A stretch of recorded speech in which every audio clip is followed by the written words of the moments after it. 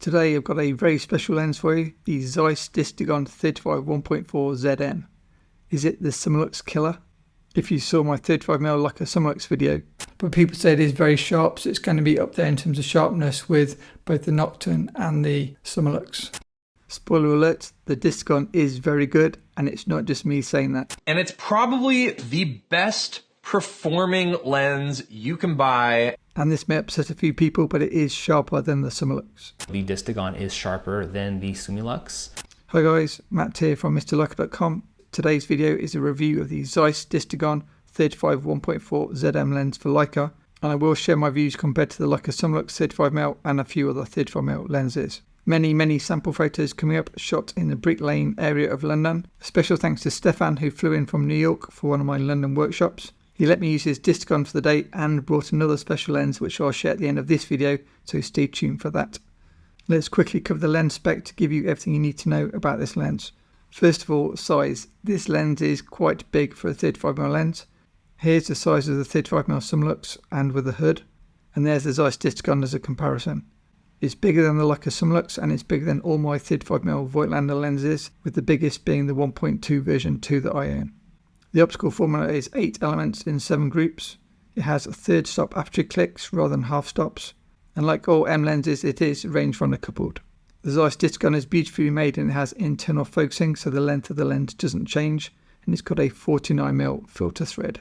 The Distagon has a close focus distance of 0.7 meters, and it's got a little lump on the focus ring rather than a dedicated tab.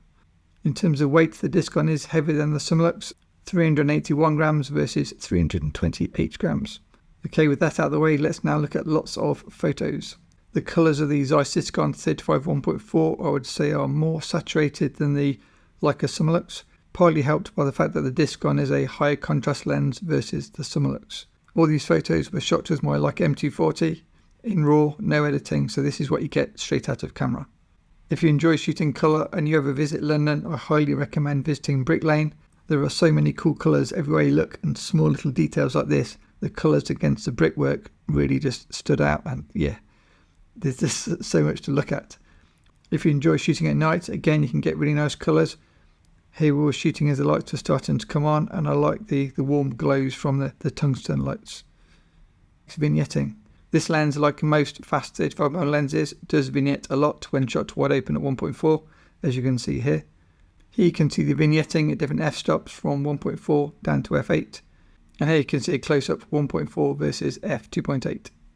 Next, sun stars. Shot at wide apertures, you don't get sun stars, unlike some Voigtlander lenses, but once you do start to stop down, you can get sun stars, as seen here. That brings me nicely onto lens flare. Lens flare is very well controlled, and it's only when you catch the sun on the very edge of the frame that you start to see more flare. I definitely wouldn't use a lens hood with this lens.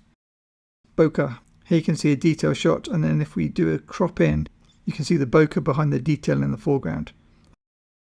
Here is me using Stefan as my victim to show you the bokeh and fall off in the background. Obviously the closer you get, the bigger the bokeh balls, and I think the rendering is just beautiful. It's kind of sharp when it's in focus, and then it goes like buttery smooth out of focus. Okay, let's look at the sharpness. Here's a test photo, and I'm going to take 2 crops at different apertures. In mid-distance, the Zeiss Distagon is sharp at 1.4, but gets slightly sharper by 5.6. In the corners, again, the sharpness is pretty good at 1.4, but again, better by 5.6. Now, if we shoot at the minimum focus distance of 0.7 meters, again, the sharpness is already good at 1.4 in the center. But when we look at the corners, things really start to improve as you stop down. So here's 1.4 versus 2.8, and see the massive improvement to 2.8. And then here's 2.8 versus 5.6, and look at the massive jump in sharpness at 5.6. Okay, on to street photography, popular for many of you M shooters. So this is us walking around London, again mostly in the Brick Lane area. All photos again are shot with my Leica M240, and I knew from just looking on the LCD that this lens was capturing more detail than many other lenses that I use. You could see it on the LCD. Here's some photos showing the impact of adding my Mr. Leica black and white preset. It just simplifies the image by removing the colour in this instance. Before we get onto the model photos, I just want to say a quick thanks to my awesome patrons. Patreon is where I share more videos and more content. If you want to see any of that, links below. Okay, on to my favourite, portraits. If you're new to this channel, I normally specialise in black and white portraits of female models, both in digital and on film. Here is a test photo at the start of our shoot, and you can see from the crop the detail is just amazing, even at 1.4. These photos are still shot at 1.4, and I've just added the Mr. Leica black and white preset to the Leica SL raw files. Great details for these few test shots at the start of our shoot. I then switched to a 50mm lens for the rest of the session because that's my preference. Look out for those in a future video. Okay, something a little different, architecture. Not something I normally talk about, but Stefan was interested in seeing the Barbican in London, and I was happy to oblige. One of my favourite places to shoot, both for models and for concrete. Here you can see example photos, both raw and raw plus Mr. Leica preset, and then all the following photos now are raw plus Mr. Leica black and white preset. I think concrete just looks really good in black and white. The Zeiss Distagon I think is a perfect choice for architecture for a 35mm focal length because you've got the added sharpness and added contrast compared to say the Leica Summilux lens, and it just works so well to draw out the detail in the grain of the concrete. If you love brutalist architecture and you've never been to the Barbican, I highly recommend it. And if you ever want to attend one of my future workshops, let me know and I can take you and show you around. Okay, onto the lens price. You can get the lens in B&H for $2,400, which is more expensive than Voigtlander 35mm lenses, but cheaper than obviously Leica lenses, which can be around $6,000. Okay, the important bit, what is the verdict? The Zeiss Distagon lens reminds me a lot of the Voigtlander 35mm f1.7 lens. The 1.7 lens is also overly sharp at wider apertures, and I found it almost too sharp for my female portraits. If you want a smoother lower contrast rendering, I'd use the Summilux 1.4. If you shoot portraits, I'd use a Nocturne 1.2. If you're on a small daily carry lens, I would not get the Distagon. I would get either the Voigtlander Ultron f2, like Lens Lab 8 Element, or like a Summicron f2.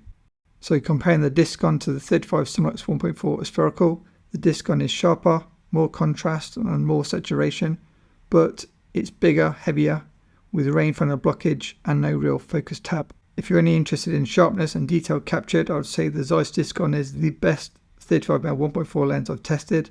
However, definitely consider the Summilux 2 and the Apo lens. As promised, here's my bonus lens, the Leica M Hexanon 50mm f2.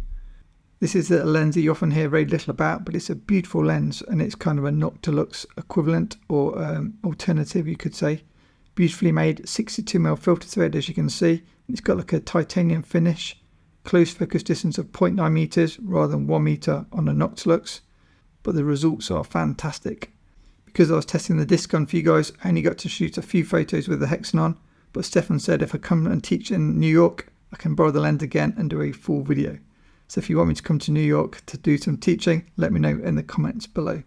If you missed my Leica Summilux video, I can link that next. I get to test a $6,000 lens from Leica. Is it any good? Let's find out.